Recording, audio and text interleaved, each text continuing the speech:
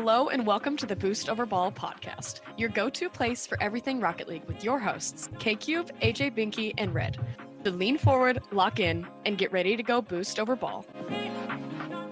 Here, we're live. Everything looks okay. Everyone sounds okay, I think. Woo! Yup. Yes, sir. Oh my god. All right, I'm locked now. It's Nebby, the voice of the Boost Over Ball podcast. Hey.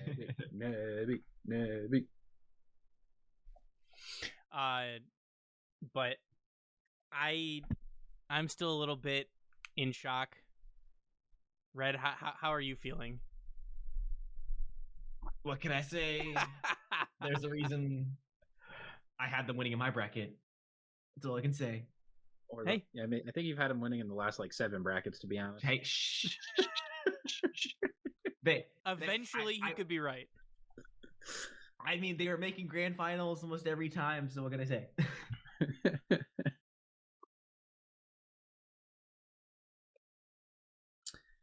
Well, for people who didn't see, NRG are world champions, and it's going to be a fun episode. You guys ready to get started?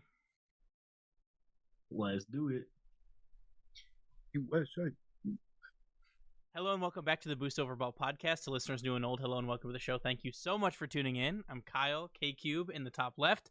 In the top right, we have NRG number 1 Stan Red. And in the bottom, we have Quilly. How's it going, guys? Pretty good. I mean, can't complain. I'm having the highest of highs right now. It's great. My team won. I'm on a new team. It's great. So, Go NA. My team's in shambles. for now, top 8 to shambles, real quick. First and foremost, congratulations are in order. Red, congratulations on your signing. For people who didn't see it, Red has now officially signed to Lotus 8 Esports for rematch. How do you feel about the signing, and what does that look like for you guys before we jump into the rest of the Rocket League stuff? It's I've said it before, it's surreal. I mean, this has been something I wanted to do ever since I started playing Rocket League. You know, you always wanted to go pro. It was similar to being a kid and be like, I'm gonna be a professional baseball player, yada yada yada. But you know, when rematch came around, I was like, okay, I actually have a chance to play the game when it comes out and do what people have done in the past, and I'm surrounded by good teammates, and we had some good enough connections and PR going that we were able to get in touch with Lotus 8, and they liked what we were doing, we liked what they were doing, and one thing led to another. Now we're under Lotus 8. So you know, huge shout out to the guys, and huge shout out to Saul as well, who was kind of the main one. He's one of the co-owners. He's the main guy to get the ball rolling here for us, and it's great. They have fantastic resources there. They're a Canadian-based org primarily, so our one Canadian teammate is loving it. But it's a good time. That's awesome. Well, congratulations again, and we will be, I'm sure, reposting some stuff and posting about how you can watch Red and the rest of Lotus 8 play rematch in the upcoming tournaments. But in the meantime, today we're here to talk about the World Championships that just finished up. We'll go through each round of the tournament. We'll give our thoughts, our opinions. We'll talk about our predictions, how they fared, anything in between, and we'll finish off with the Reds roster rumors back in force, even though it has been like not even 30 hours since the World Championships ended. But here we are. So, also. A scheduling note, this week we'll be doing the recap on the actual Rocket League that was played at Worlds, you know, what we think about the crowd, everything like that. And then next week we'll be talking about RLCS 26, the announcement, Season 20, the new map, all of the news related to the ongoings of RLCS. We'll be talking about that a lot more in depth next week. So don't think we forgot about it. Don't think we didn't see it. It just is going to be next week because we have a lot to talk about with probably the most competitive World Championships we've ever seen, with as many upsets as we've seen. But without further ado, are you guys ready to talk some rock? Let's do it. So first and foremost, let's start all the way back at the beginning to the play-in bracket. Our predictions had us taking Aros Rock and NIP through uppers, which ended up being correct. We had Gen G and MIBR through lowers. We missed out on Virtus Pro. So I think the first thing that we have to talk about is the play-in run from Virtus Pro. After getting swept by Ninjas, after beating Shopify, they're able to sweep MIBR to qualify for the main event, and they did it in pretty dominant fashion. They won Game 3 8-1. What did you guys think about their run? What did you think about RLCS Playmaker of the Year Sphinx? I mean, it was impressive. Like, to truly, like, definitely made APAC proud. The best performance we've seen out of the APAC region forever. Especially beating the teams they did to qualify for the group stage. The group stage. Yeah, you're right. I mean, they did great. Well past expectations. I think it was pretty much a 50-50 on whether or not they were going to make it through that play-in qualification. And then for everyone that had them making it through, it was probably 2 and out. So, definitely met expectations, if not surpassed it a little bit. I mean, the whole trio is playing fantastically. Coolly, anything to add? It's going to be interesting to see what they do. Obviously, talk about that more next week. But that's really kind of sucks to see them like do this, and then unfortunately, it's going to have to disband. But hopefully, seeing that Sphinx isn't. He's the only one from the region, right? Yes. Correct. I think that's they have a nice piece to build around. So hopefully they got good things to come for the future, and hopefully they get some good pairings to go with him. But yeah, Sphinx was a beast all around. I believe there's a good chance that roster will majority of that roster will get to hang around because I'm trying to remember which one of them moved to APAC like fully and like lives there. So of the roster is currently Catalysm, Sosa, and Sphinx. So I'm not sure if I don't think it's Catalysm. I think it might be Sosa. I think it's Sosa that currently lives in the APAC region. So he might get grandfathered in. Is that how it works? You just have to live there, or do you have to be a? It used to be a thing where you would like. It depends on how they do the ruling, but in the past it was like you like lived there for a certain period of time, it was you would play in that. You just had to play in the region, but so most teams would like go and like stay there for like 6 weeks or whatever to do the 3 opens or the 3 qualifiers, and then they would go back home for the break between open number 3 and the major, and then so on and so forth. But I do think Sosa actually resides in Malaysia. I think he actually like straight up moved there. So interesting to see. If that is the case, and if they do allow that, then that team can stay where they are. But another team we got to talk about here, I think, is Ninjas in Pajamas. After, dropping a game to TSM, which I was a little bit surprised about. They looked fantastic. They swept Virtus, pretty handily. They were all 1-goal games, but I kind of I never really thought that Virtus was going to come back into that series and take that. But man, Red, and Quilly, we've talked some shit about Radosin. Radosin looked fantastic this event. Job security Radosin back in force here as he tries to secure himself a roster spot for next season. But Radosin looked good. NIP looked good. I don't know if it's necessarily job security Radosin or if it's more world/revenge arc Radosin. That man, when he gets the chance to play against the team he used to play on that dropped him, he eliminates them. Turns into prime Zen, prime Turbo Posa, prime K-Dop. Give you any pro you can think of that was top tier. He turns into him. I mean, it's ridiculous. The guy has the ice when it matters most. What can I say? I mean, played absolutely lights out. Also, is probably one of the highest respected pros in the scene. You saw clips of them. We'll get into results later, but when he was playing against his former team, going over and dapping them up and hanging out with them and just kind of giving his respects to them. So huge, huge, a huge plus for the scene in that regard as well. Yeah. Also, go ahead. Sorry. I ain't had much other than I'm sorry, Verdosen. I'm sorry, Verdosen, Bobby, and Bobby Jr. Your buff is clearly too much for us, and you guys were the whole team was insane.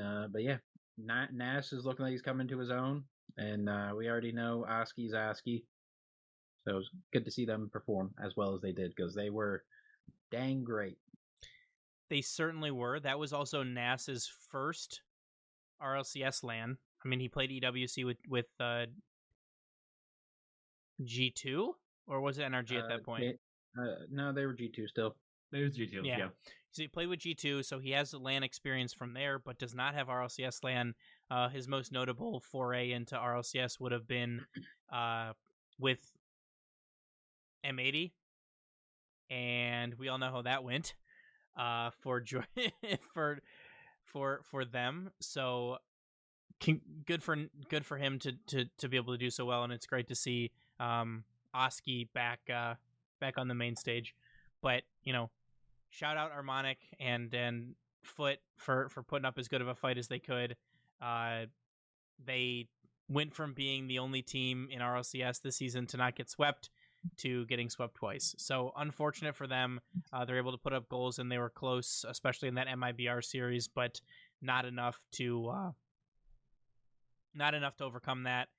And it is certainly looking like that roster will be no more as this two-thirds rule takes into effect next season. But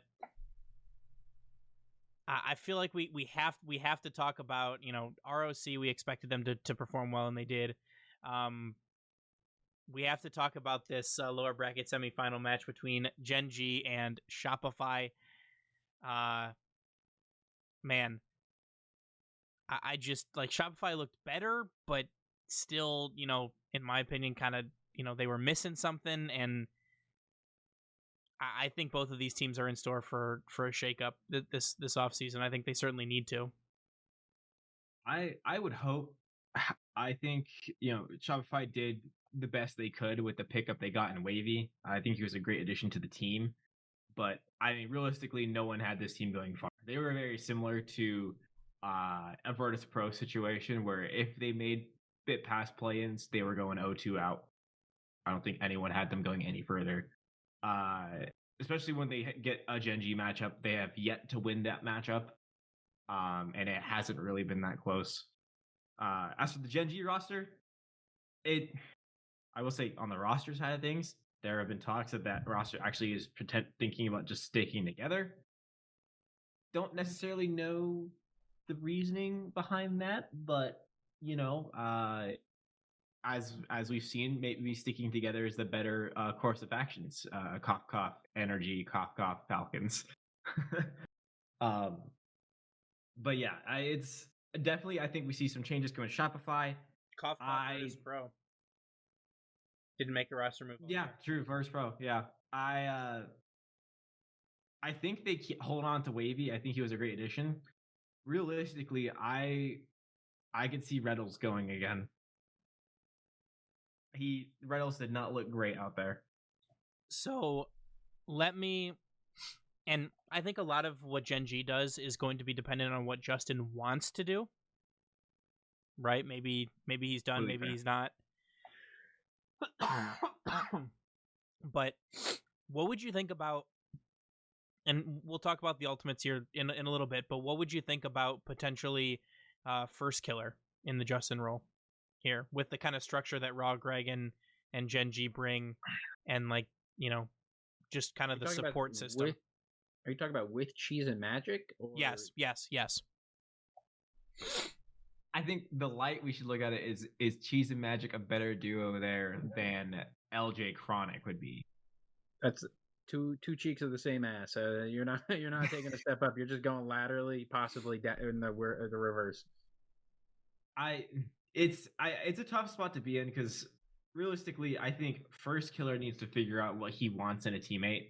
Obviously, I think the main answer would be himself, but it just isn't going to be the case. First Killer is a top tier player in North America for a reason. You're not going to just find two more of the same of those type of players. NRG has them. Well, that's a different conversation. that's a different conversation. But I think I agree with Clay. I think it's that'd be more of a lateral movement.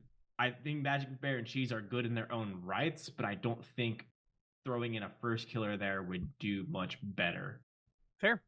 That was just a random thought that I had. I figured I'd ask about that. But the last thing before we move into group stages is I'm going to ask both of you biggest standout from the play-in. It could be positive, it could be negative, it could be an individual person, it could be a team. Actually, Wavy was really good. He had a really solid performance. I don't know if I'd say biggest standout, but just off the top of the head, Wavy was definitely the best performing on the team. Is it much to say best performing of an 0-2 team? Not necessarily, but with the matches they had, they were an 0-2 team, right? Yep, they lost in 5 to Virtus, and then they lost. No, they beat TSM to eliminate them, and then they lost to Genji, so they're 1-2. They beat TSM in 5. Struggled to get past them, but yeah, Wavy looked really good. Yeah, he's my big shout out, and a little bit of team glazing. Kofer was insane. He was going for the most insane mechanics. We're not there yet. Yeah. That's not playing. We're not just playing. Just playing. That's on me. I skipped ahead. Wavy. Fair. Good call. Red. I mean, standout from play-ins. I think could be positive or negative. Doesn't have to be. Ooh, okay. I think the biggest standout that I can think of at the moment is literally anyone on the NIP roster. They came in ready to play. They did not play to the level of their opponents. They surpassed it easily. I mean, it seemed like a day of scrims for them, realistically. Otherwise, I think a shout out would be to Sphinx on the Virtus Pro roster. Played absolutely lights out for a reason. I mean, made the games against MIBR look made it look like a scrim as well. I mean, 3-2, 1-0, and an 8-1 victory. Enough said. Yeah, I do have one negative surprise. Yep. As much as it's going to pay me to say it, as much as we love the coach and the new addition of a French coach, the Foot Boys going from being the only team to not suffer a single sweep to being 003'd out of the play. Yeah, that's a tough one. Definitely, especially after getting their first lane win at EWC, a lot more expected out of them. Obviously, ROC, a tough first matchup, not ideal, but they got swept, not even getting a game off of them when they've gotten games off of teams like world champions NRG. Who's the second team they lost to? It's not giving me it. MIBR. They lost to MIBR, and MIBR. It was close games. All 1-goal games. Or sorry, mostly 1-goal games. There was 1 2-goal game. Yeah. So not the best result. Definitely a big shock. I was expecting a little bit more out of them. I know Harmonic definitely is not happy with this result, but some room to grow. Fair. My biggest, I don't know if like standout, I guess would be a better word, is going to be Abdallah from ROC. He had all 5 of Rock's goals in the first round, and he added 3 more to that. He had 8 goals in the play-ins in 6 games. That's pretty good. Pretty I dang good. believe it's also Abdullah. Sorry, is how you Abdullah. say it. Yep. You're correct. Abdallah. But with that, I think it's time to go through the group stage. Let's start with Group A. We have Carmine Corps sweeping Virtus and then losing 3-1 to the Ultimates. The Ultimates beat GK 3-0 before taking down Carmine. And on the bottom side of the bracket, we have Dignitas sweeping ROC, Wildcard sweeping Furia, and in the upper semis, we have Wildcard sweeping Dignitas. Yep, again sweeping Dignitas. And in our lower bracket, we have GK beating Virtus Pro 3-1 to end their run. We have Furia sweeping ROC. We then have GK beating Dignitas in 5 and Carmine sweeping Furia. So our two upper bracket Group A qualifiers are the Ultimates and Wildcard, guaranteeing themselves a place in the top 6. We also have, through the lower bracket, we have GK and Carmine Corps. So first and foremost, congratulations to Wildcard. First OCE top 8 team. I looked it up since season 6, which was in 2018, 7 years ago. So, and that was a Chiefs esports team that made a top 4. With Torsos. Yes. Yep. Torsos, the KBM goat. Did you see the skit they filmed? Yes. Of him and- CJ was like ancient. Yeah. Brutal. But what did you guys think about Group A? And I have a couple talking points, but I'll give you guys some room to do first thoughts. I mean, it's really confusing. Ultimates look insane, but this is what the Ultimates do. Day one, it's rinse repeat. Day one Ultimates are a top 3 team all time, possibly. I don't know how they keep doing it to have the same result that they do at the end, but by God, do they look insane? And the secondary result is a whole problem in and of itself. But in terms of just the Group A upper brackets and Ultimates, one of the best teams of all time. I mean, looking at that Ultimates run for Group A, what's crazy is hindsight. Ultimates played 2 semifinalists just to qualify in their group. They beat top 4 teams. They beat 2 would-be top 4 teams. Just ridiculous. If only they could do that on Sunday. Huh. But, well, I mean, you've Ultimates running the table, beating Carmine Corps in, quite frankly, in a very dominant fashion. A very lackluster game for Carmine Corps. They just did not seem composed whatsoever. They could not set up any plays. MVP like the post? Also, MVP the post. That poor post. Oh my God. The insurance that thing has got has to be beautiful because, good Lord. And then I mean, Wildcard. Like, if you would have told me Wildcard was sweeping their way through the Group A, I'd be like, okay, who they play? TSM and MIBR? If you had told me Furia and Dignitas, now I would have told you to leave. Because, quite frankly, up until this point, Wildcard have been a laughingstock of the RLCS. Laughingstock. And I mean that truly, because OCE, the region, has been a laughingstock this season. I was like, up until Worlds, Wildcard had finished. Mind you, I gotta scroll down to read this. 12th through 14th in Birmingham. I just scrolled down. That's so brutal. Dead. I mean, dead last at Raleigh. You go from 12th and 14th at Birmingham, dead last at Raleigh, to making top 6 at Worlds? Like, I mean, talk about a glow up, but what did they do in that, month period between Raleigh and Worlds? They randomized their presets? I guess. It was the presets, I guess. I mean, props to Wildcard for pulling that off, but wow. I mean, insane. Okay. And then I couldn't agree more. Group B, we have Falcons sweeping Gen G, and then Falcons taking down Vitality 3-1. We have Vitality taking down Space Station in 5 in the rematch, although this one was infinitely closer than the last one, including an 8-0 win from Space Station in Game 2. We'll talk about that here in a second. Oh, 12-0 win. No, in this one, 8-0. They won 8-0 in Game 2, and then they got reverse swept. And then they got reverse swept.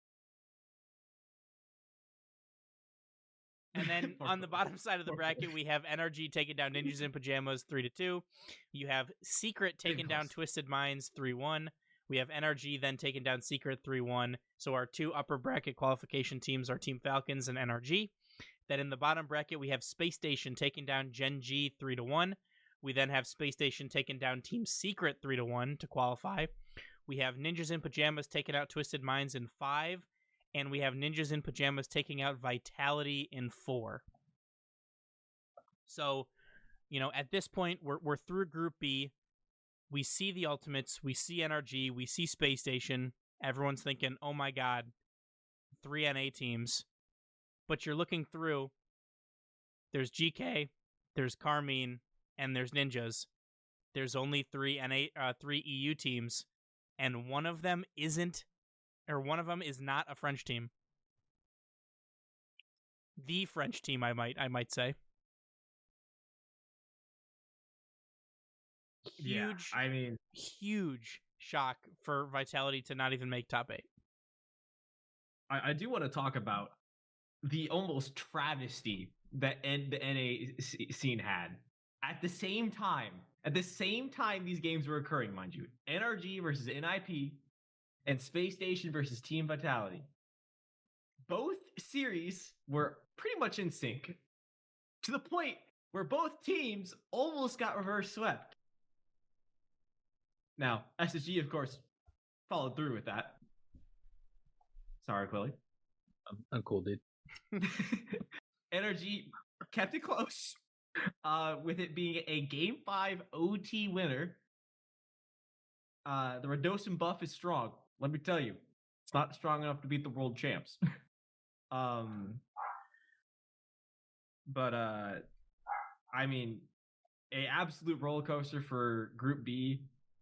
And I mean, could you expect anything less from Worlds? It was just absolute cinema. And then Team Secret, we can't call it a fluke anymore. That is Sam 1. At this point, that is Sam number 1. Like, truly. They have it figured out. I don't know what Fury needs to do to figure out. They looked great against ROC initially in Group A, and then got dog walked by Carmine. But, I mean, Team Secret, looking fantastic. Realistically, I don't think that team should make a change. They looked fantastic. They were playing great Rocket League. I mean, keep that team together. Let it build. Let that chemistry keep going. I think they'll do great. Furia, y'all got to figure something out. Bring in the bull. All 3 of Furia's losses were 1-goal games, 2 of them being overtime. True. However, they got swept by a wild card. That is hard to explain. That one can't really cover that one. But no, Group B would have been interesting. I genuinely, if SSG closed that out in game number 5 and didn't completely sell, or game 5 and didn't sell and took the 3-1 win, this entire bracket shakes up. Because obviously we'll see in the next round like how the matchups were. Obviously, one team had an easier run than the other one that made it to the finals, just by a smidgen. But yeah, even like if SSG wins that, like to see who they're facing, they could have easily made top 4 because they would have, if they beat Wildcard or if they beat GK and didn't get absolutely dog walked by GK, and they would have been facing Wildcard, which Wildcard after those first 2 rounds were not nearly the same team. So their legacy run did end after that 6-0 run. But yeah, this Group B bracket was all over the place. This bracket is the one that threw it. See, it's hard to say that because Wildcard also went 6-0. So I really don't. Everything all over the place was a mess. But Group B, in terms of like an entire bracket, these matches were insane. All of them were great, high energy, and insane to watch. Less surprising, more of just complete high quality because there's not a single team outside of maybe Genji it's a slouch on here. I mean, What? Go ahead. Real quick, one point I wanted to make was, for the sake of NA, it was a good thing SSG lost.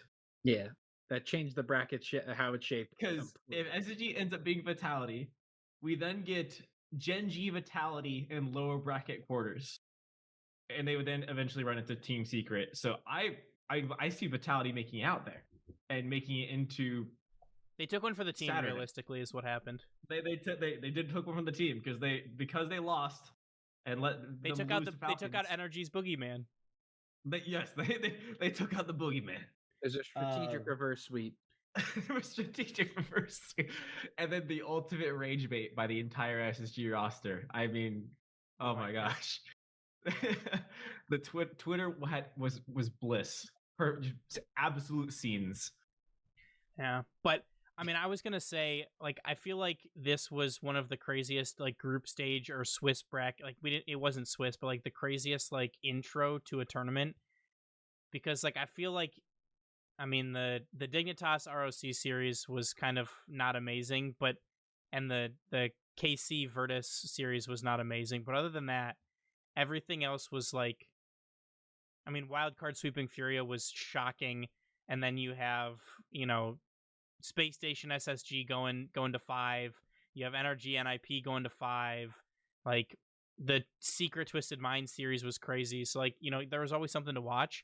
And, like, I was gonna, do the same thing as the play-ins and, like, biggest surprise, positive and negative. But, like, the biggest positive surprise is Wildcard because holy shit, Wildcard. And the biggest negative is Vitality because holy shit, what happened to Vitality? I feel like those are just, like, two easy answers. So I think it's time to jump into playoffs and go from there. What do you guys think? Let's do it. Okay, in our upper bracket quarterfinals, we have NRG taking down the Ultimates in 7, and we have Falcons taking down Wildcard 4-1. In our lower bracket round 1, we have Carmine taking down Ninjas in Pajamas 4-2, and we have GK, the Power of Friendship Esports, taking down Space Station in 5. We then have Carmine Core sweeping the Ultimates, and we have GK, the Power of Friendship continuing, beating Wildcard 4-1 to make it into our top 4. We then have Team Falcons taking down Carmine Core in 6, and we have NRG sweeping GK.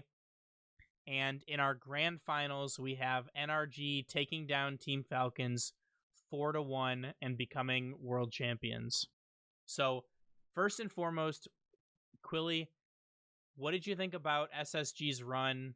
What did you think about, the growth that they've showed with this being only their second RLCS LAN? They definitely were a great team in terms of individual player performance. They looked cohesive. They looked great. They were playing confident. They weren't. Their play style has completely changed from the online play because, as we know, they were very demo heavy. That's quite literally all Reveal and Kofor did was just chase demos for almost majority, if not the entirety of the game. Kofor doing it the most.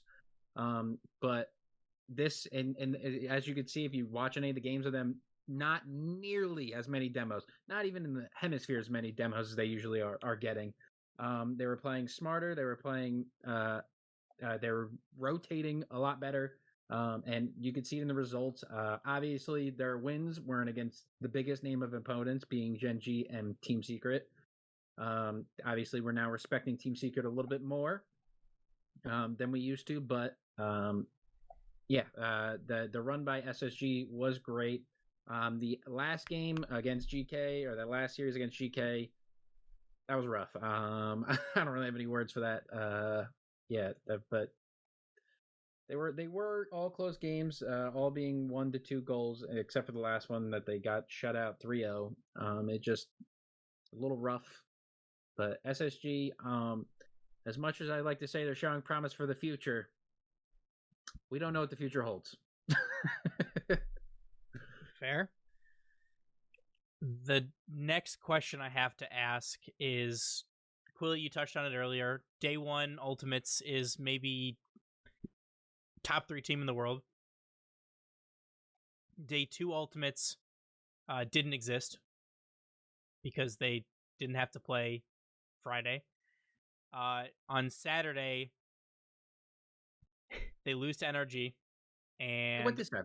It went to 7. It did go to 7. I felt like they were lucky to get to 7 personally, the way that they were kind of playing. But, you know, when the lights get the brightest, and this again continues to be the biggest criticism that we have of the Ultimates this season, especially First Killer. So again, First Killer had a great event. He looked lethal, especially in that NRG series. But then after that, they kind of vanished. Right? They scored 2 goals against Carmine Corps, and Carmine got 11 in 4 games. Like, when the lights get the brightest, do they vanish, or was this just they were just outclassed by Carmine? What do you guys think? Hard to say. See, I'm not in the same camp as you guys. I believe in First Killer because watching him play, he is, in my opinion, a top 5 player in the world. He is that great of a facilitator, of a playmaker, of a shot creator. He's just that good all over the field. And it's just, I feel like a weird comparison here, but I feel like it's easy to compare him to Zen in the same sense that Zen, he's at such a high caliber, it's hard for his teammates to keep up with him. So it's just easy to blame the teammates, and that seems to be the same problem that Ultimates are having. Yeah, I mean, it certainly seems that way. Red, do you have any additional thoughts?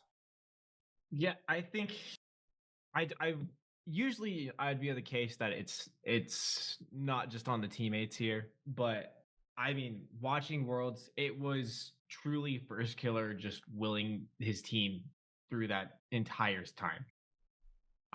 They kind of reverted back to old Ultimates a bit on occasion. They had some pretty solid passing plays here and there, but we know from what we've seen from this Ultimates roster, First Killer is looking for a team that can handle the defense while also being that supportive passing play style.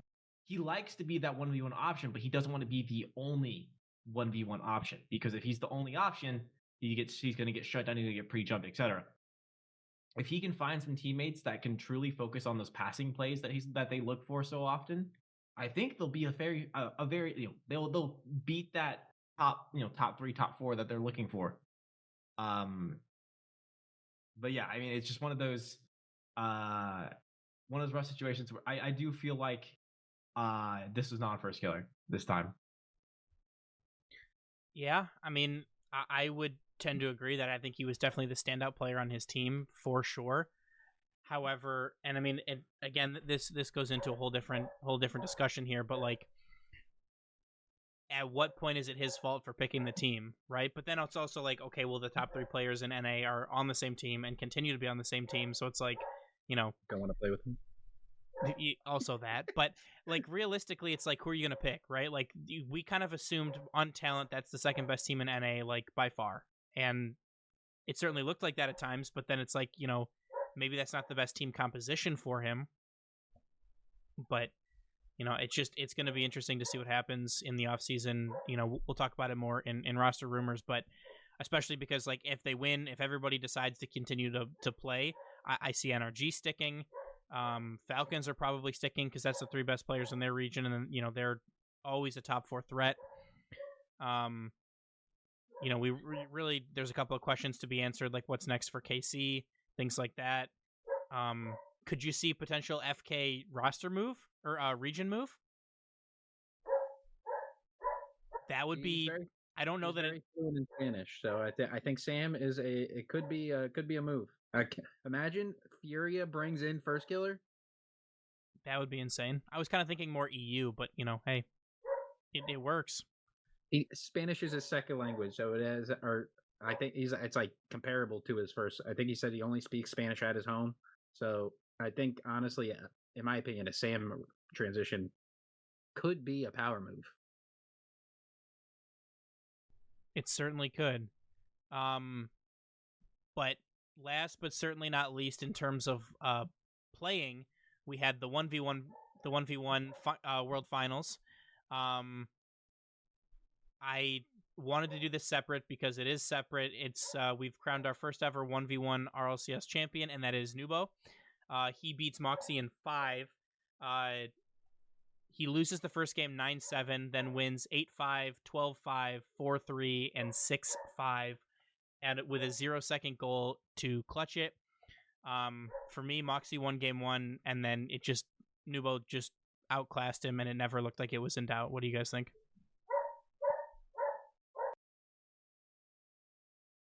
Yeah, I mean, I'm pretty sure I picked Nobu to win. He's just that good of a ones player. There's nothing stopping him from beating anyone in ones. Quite literally, as you can see, he's world champion. But he is a player that's only focused on one thing, and that's making the smart play. He doesn't care about the flashy play. He doesn't care about looking cool for the highlights. He's just gonna win. He's smart. He plays smart. He consumes an ungodly amount of water during games. I think 4.5 bottles was the count. I think it was too. I honestly, I was watching Sheep B stream. They're talking about if he might take a timeout just to go to the bathroom because he's peeing that, or because he's drinking that much. There's no way he doesn't have to pee. There's no way. But no, he is great. It's clear it doesn't transition as well into his threes play as we can see. He's very easy to shut down in that domain because there's 2 other defenders to worry about, so someone is always going to be there. So it's not as good of a play style as we're seeing in threes. If he can unlock that into it, or like transition that into his threes gameplay, we'll see a lot better out of that. But in terms of ones, he is the best. There's no other player that compares to him. Red? Yeah, I mean, I thought the French crowd was going to help out Moxie a little more than it did, and as we saw from Worlds, the French crowd actually kind of did the opposite for any French players. The pressure maybe was too much. Yeah, maybe the pressure was a little too much, but Nubo really showed that he is the best player in ones in the world right now, and it wasn't close. There was so many times watching that series that you could just tell, like he would go for a play and you'd just like, well, that's a goal. He would not even be like a second to the air, and you're like, that's a goal. And what do you know? It was a goal. But yeah, I mean, props to Nubo. Fantastic player. I'm excited to see what team he cooks up next season, as we'll get a little more into that later on down the line. But congrats to Mina for their first world champion. To kind of recap, we did our group bracket in our Worlds preview episode. We got 3 of the 4 play-in teams. We missed MIBR. Did we give it a shot? No, we gave it to I'm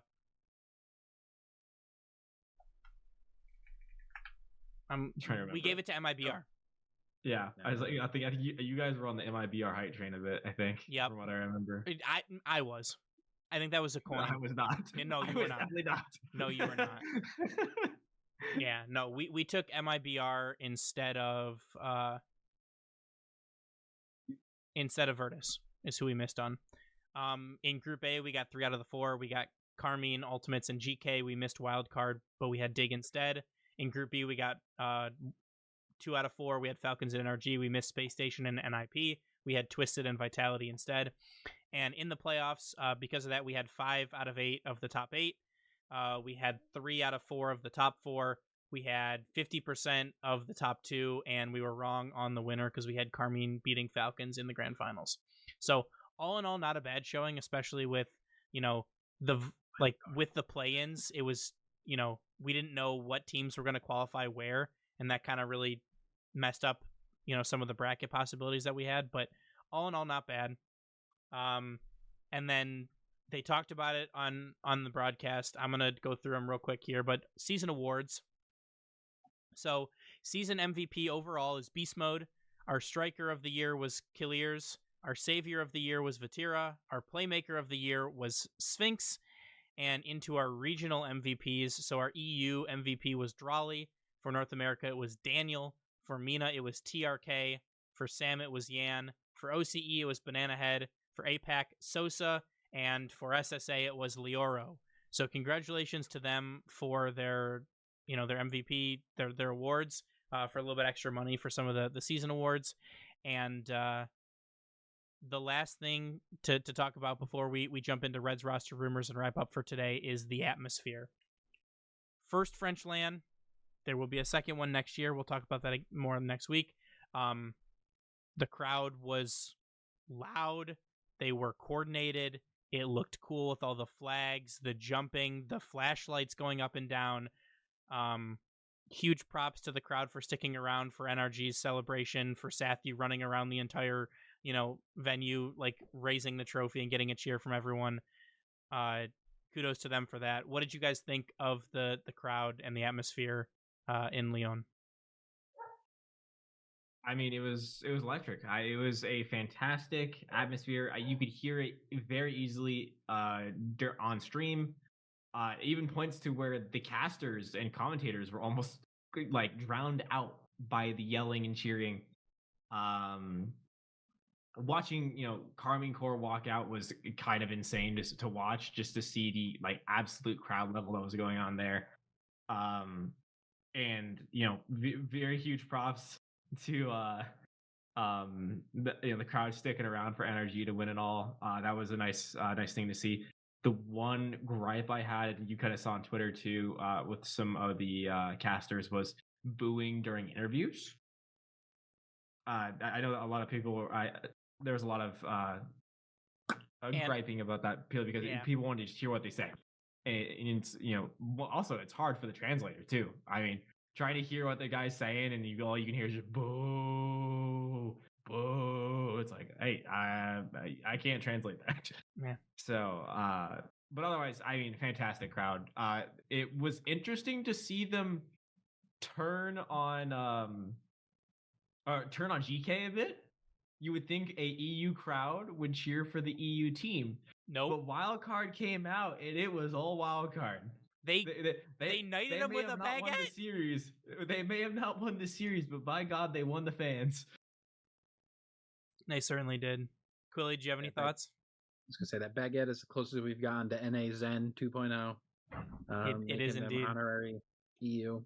I do think a little bit early on in the LAN, they were getting quiet when there was an EU teams on. I did notice that. I think that was Friday or Saturday, but they got very quiet during non-EU matches. But then it all picked up as thing went on. I don't know if they all got into cahoots, but they were that. No, it was a one-of-one crowd. Garrett G himself, who's played in every single LAN or been to every single LAN ever, said it was that crowd and Season 7 London, I think, was the only crowd that he said could ever even compete with it. So it's truly a one-of-one crowd. Even they knew it was going to be so good, they scheduled another French LAN. Paris Major 2. Yeah, that'll obviously we'll talk about next week, I'm assuming. Yeah. But that's how good of a crowd it was. But like that is the definition of home crowd, because there was two teams that they were there for. It's Vitality and K Corp, and that was all they cared about. And you could see it through the posters they had. They had, was it Naruto renditions of the players, I believe. They had huge art pieces. They had chants already. Well, obviously they're known for their chants. They were doing light shows. I thought we were at an EDM festival for a little bit there. It truly was a whole different experience. It was always something going on there. I wish I could have been there to experience it. Hopefully Paris somehow. But we can hope and pray. But yeah, that was true. Maybe if a bunch of people join the Patreon. Sorry. But yeah, no, it was truly a one of a kind crowd, and shout out to everyone that was there and made it that special. And although it was great to see all the people stay there and cheer for NRG winning and the ceremony, I low-key hope they were losing or they would leave so that Stumpy had nothing to run on. Fair. That's all he talks about, is just NA leaving early. Hopefully NA takes notes. We not only fill a crowd, we also stay there after losing. But hopefully we win, so we don't have to worry about it. Yeah, well, here's to hoping. But with that, What an event. Again, we'll talk a lot more about it next week. We'll talk about the RLCS 2026 and next season, all of the other announcements that were made or not made. But I think it's just about time for everyone's favorite segment.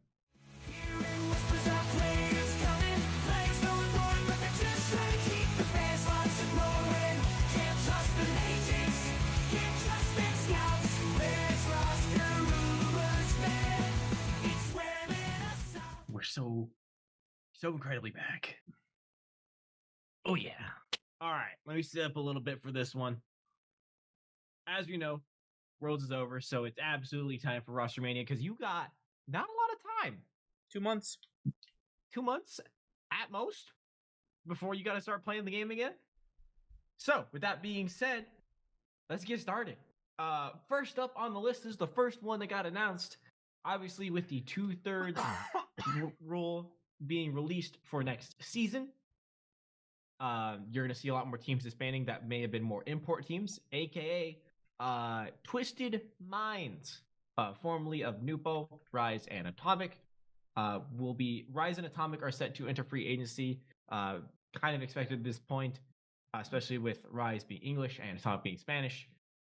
Just isn't going to work out anymore. It was great to see them. I didn't mind them too much as an import team because they didn't really. I mean, they still had Nupo and they competed in a very difficult region. Also, quick disclaimer: just because people are set to enter free agency doesn't mean that they won't or can't sign with their current team. It's just not likely. Correct. It is unlikely unless they get that bag. Then go for it. But Nupo is expected to stay on Twisted Minds and rebuild the team. We're not 100% on that, but it would be. I mean, it'd be unreasonable to not expect that, especially after being the 1v1 world champ. Moving on here, we'll go over to the European region. Juicy and Seiko of Gentlemates Alpine are set to hit free agency. Eugen will not be hitting free agency. He'll be hitting restricted free agency. For those of you that don't quite understand, he's basically under contract still, but he won't be playing for the team. He is still be able to be bought out. So just a weird little contract litigation issue there. As for some of the more big ticket teams here, I think we kind of expected something to happen here, especially with how some of these players changed teams after they won Worlds 2 years ago. Team Vitality are expected to part ways with Monkey Moon. We don't know if this was a Monkey Moon decision, a Zen decision, or an org decision. But obviously, not making top 8 at Worlds is going to lead to some change for a team that was a potential to win it all. I mean, they were probably I want to say 4th power ranked team. I mean, 4th, 5th, or they were, they kind of floated in there, that range. But I just think about this time last season, they were potentially the number 1 power ranked team in the world. Like, it was like them or Carmine, and no one else. Yep. Went from that to winning quite literally not a singular thing. Yep. So it'll be interesting to see who fills in there. I think we're some of us, or most of us here, I think expect also Exotic to step away from the team. We don't know, but that is kind of our guess. And you've kind of heard us talk about how we thought Exotic was going to be the one to leave, not Monkey Moon. However, to also piggyback on the Monkey Moon side of things, we'll move on to another European team here, GK. Now this one is we're gonna put major asterisks and parentheses, or not parentheses, air apostrophes on this one, air quotes. Initially, it was reported that GK are expected to be parting ways with Oli. However, very quickly after that report came out, both Joyo, Archie, and Oli was in the replies to it, basically saying, we haven't even talked about next season yet, let alone parting ways. So stay tuned on that one. Who knows? Could just be a little false report if that's the case. I wouldn't mind seeing that team stick together. They did make top 4 for a reason. It also could be like org prompted. It could be org prompted too, yeah. Whether there's some contract trouble, or maybe they're like trying to go after like a big player. It could be. Speaking of big player, Carmine Corp I know, shocker. They did make top 4. However, it is Carmen Corps, and they are very much of the mindset that they got to continue to change to be the best. Drawley will be becoming a free agent. Now, this isn't saying Drawley won't re-sign with Carmen Corps. However, it is rumored to be highly unlikely that Drawley will stay on the Carmen Corps roster this coming season. With that being said, they had to get more French. They had to get more French, and with that being the case, right now the front runner to replace Drawley on that Carmine Corps roster is Monkey Moon. Apparently, Monkey Moon and Veteria are really wanting to play together next season, so we could see a roster build with those two. Now, that doesn't mean Atto will be sticking around, or if he will or not, we won't know. We haven't heard anything about him. I wouldn't hate seeing that kind of roster be built. I think it'd be a good trio, but we'll just have to see. Then going across the pond to North America, this one, again, we already talked about it a little bit earlier with First Killer, but the Ultimates entire roster will be going to free agency. Whether or not we'll see Ultimates as an org staying in Rocket League is still to be determined. I hope they will stay in at least in Rocket League, hopefully in North America as well. But that entire roster will be going to free agency and disbanding. So there are 3 very good candidates for teams coming out there. And then finally, you may have already heard about this right after the World Championship Series was over, but Scribbles, the young prodigy from North America, has announced his retirement. His reasoning was initially people thought it was rage bait or just a meme, but SSG did come out and state that this is true. He is retiring. He is going to be focusing on school and life. I don't necessarily blame him. At that young age, you still have a lot of you have to kind of figure out stuff very quickly within those early years, 16 through 18. So he's got a lot to work on and a lot to figure out in his life. So, best of luck to Scribbles. We'd love to have him back in the scene once he's got his feet planted. Because I'm sure just because he's retiring doesn't mean he's not going to be playing the game. And keep on rage baiting. Maybe a CRL Scribbles. Maybe I think highly likely. I think a highly likely CRL Scribbles. Yeah. If CRL's still around when he's in college, we got 3 or 4 years. Well, are we gonna talk about what he said? No, I was gonna save that for till next week. What? Not even drama? Dunking on Mr. Frost? Yeah. I kind of wanted to see if Frosty would say anything about it. Oh, don't worry. His girlfriend did. Yeah, I know. Yeah. What'd she say? Basically, what? Oh man, I don't want to go into it. It's like a 5. Yeah, it's like a 5 reply tweet. Oh, I didn't even see that. I'll send it to you. Go do some looking. It's a read. It certainly is, but we're over an hour on this episode. We knew this was going to be a fun one. Like I said, next week we'll come back with all of the news stuff. Shade Room. We got a lot to talk about next week too. I'm sure there's going to be more roster rumor stuff. There's going to be more gossip, right? Exactly, Nebby. And much, much more. But with that, we would like to thank you all so much for listening. We'd like to remind everyone that this podcast is proudly brought to you by our name-level supporters on Patreon, Alyssa B.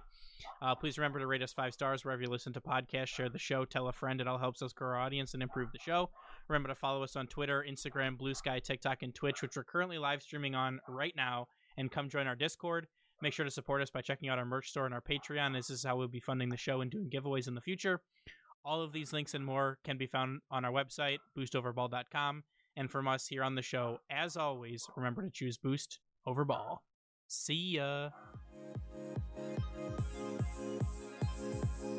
Thanks for listening to the Boost Over Ball podcast. Make sure to check out our website at boostoverball.com.